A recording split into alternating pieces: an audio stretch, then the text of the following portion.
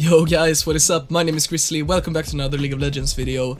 In this video I'm gonna discuss the new Akali, and what I'm gonna go over is basically what I think about the new Akali, if she had to be reworked, if the old Akali was flawed, and also what I think about Akali going forward, and then my conclusion about the rework. I wanna start off by saying that I think the new Akali is overall more interesting than the old one for sure. It is definitely a different champion. It is much more of like a damage assassin type of champion than more of a sustained damaged fighter, which the old Akali was. Now, the new Akali actually has a lot of sustain as well, but she doesn't really benefit from constantly being in auto attack range and constantly chunking you down with a really short cooldown on her E and spacing her autos with her Qs. Instead now, you want to get the Q onto the enemy, you want to get the spacings either by running out of the range or by using your E to fly backwards and then jumping into the enemy again. It's kind of more now about spacing rather than constantly sticking it to your opponent. Also, I feel like the new Akali is much more capable than the old one before level 6, because a big issue with the old Akali was that the champion was basically really bad before level 6, and then at level 6 there was like a huge spike where it wasn't even like playing around an ultimate cooldown. She basically just had 3 dashes as soon as she leveled 6, and that was just like so different to play around from the first few levels that the champion kind of felt a bit iffy in that sense as well. So did Akali have to get reworked? I think that the champion had to get reworked, not only due to the fact that, as I mentioned, the level 6 spike was super insane, but also because of the fact that the kit in general felt a bit odd ever since they changed so that you couldn't proc your Q passive, because the old Q before, you threw a targeted ability onto the enemy and then your next auto attack would trigger the extra damage, before you could actually do that with your E as well, and that made a lot more sense in terms of how the champion felt to play. And I think that ever since they removed that interaction, the E was kind of a really weird spell. It only dealt like flat damage and it had a really low cooldown and it was super good for wave clearing, but it really didn't make any sense. It really had no synergy with the rest of her kit. It was kind of just like a very needed filler, so to speak. I do also feel though that the new Akali has her issues as well, specifically regarding her W. I feel like it's a very interesting mechanic that she can actually avoid tower aggro with her W. I think it rewards snowballing and aggressive play, so I'm not really against that mechanic. I think ignoring the Nexus tower is a bit overkill, although that really never matters unless you're already winning the game and you want to throw.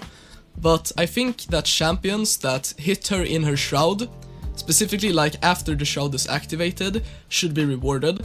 So for example, I've been playing a lot of Bruiser Fizz into Akali top lane this patch, and I usually manage to land my ultimate even after she enters Shroud, and when you hit her in the Shroud it actually attaches to Akali and I can see like exactly where she is, because the shark is obviously attached to her, but I still can't physically see the champion and I can't target her, so I can't actually use my auto attacks on her. And I think that that is like extremely dumb, to be honest. I think an interesting thing would be if Akali gets hit by, for example, a Fizz ultimate, she can then use Shroud and then she won't be targeted. But I think that if she has entered Shroud and then gets hit by an ability, I think that that should actually like reveal her if it's like something that's attached to her, for example like a Thresh hook or something. That way Akali has like outplay potential, but if Akali just randomly uses her Shroud and you still manage to hit her even when she's stealth, I think she should get punished then, because then there's at least something you can do to her in her W, if you can properly like predict where she's moving. I think that should be rewarded for the enemy. I think that would be kind of a cool nerf that wouldn't like exactly ruin the immersion and the kind of style that Riot Games is going for with the Akali rework, and I think it still would be more interesting to play against her, because an issue with the new Akali now is that she's not really that fun to play with. She has never been. It's really never fun to play with an assassin on your team, because they either solo win or solo lose the game pretty much. But I think like playing against the champion, it should at least be decently fun. It should be some outplay interactions. So for example, like with Zed, when he uses his ultimate, you know he's always gonna land behind you, so if you're playing like Zoe or something, you can preemptively use your Sleepy Trouble Bubble or whatever it's called behind you, and then you can like immediately hit him as soon as he comes out of his like ultimate iframes. So like cool counterplays like that. And with Akali right now, I don't think there's any clear counterplay except for like beating her just straight up, like hitting her till she's dead. I don't think there's like much interaction going on. That's something that I think has to be changed. And if the W isn't like nerfed either by cooldown or what I mentioned, then I actually think that the champion is gonna have to be extremely weak in terms of combat stats to make up for her like really cheesy and annoying W, because that ability is actually like so insane that if the champion is even decent combat potential, she's just gonna be perma broken and really like perma banned throughout all elos. So it's a really rough position that Riot has put themselves in, and I think this is a common trend with new champions. They really try to come up with these very unique gimmicks that are extremely overpowered, and it makes the champion really hard to balance, and it also makes them quite uninteresting, because if Akali was like only reliant on her W and the rest of her abilities was really bad, like no one would actually want to play the champion. Like who wants to play a champion that deals like no damage and is super squishy, but she has a really cool stealth, you know? It has to be that she has a kind of a cool stealth and then also can fight and take some damage, you know? That's like a well-rounded fun champ that most people enjoy to play. So overall, my conclusions about the rework is that I think she's really fun to play, and that is like always, for a marketing perspective, always the most important thing. So they really managed to make her fun, so that's always a good thing. In terms of playing with her, I think it's always gonna be assassins on your team. It's always gonna be really boring to play with, because I mentioned they really are kind of deciding the game by themselves. I think though that Akali really needs more counterplay options that are interactive, not just kill her in an all-in because you're stronger.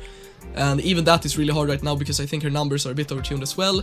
I also think that they really have to kind of go back on the healing and sustain in lane, because I know that's the theme with the champion and they really wanted to keep that, but overall I think that she has so much going on in her kit that if she's gonna have a lot of damage, a lot of mobility and also a lot of utility, she can't also have a lot of self-healing, because that just makes the champion really overpowered. So I think they either have to nerf her damage and keep the sustain, so she will just be a really annoying champion, or they like have to commit more to the assassin playstyle and not make her a sustain monster in lane as well.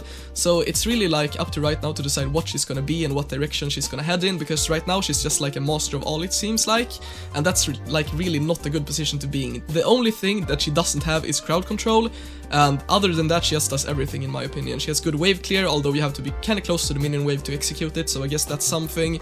But yeah, she has a lot of damage, a lot of utility, a lot of mobility, and she also has a lot of healing and sustain in lane. So I think the champion right now is quite overtuned, and I think they have to nerf some aspects of her.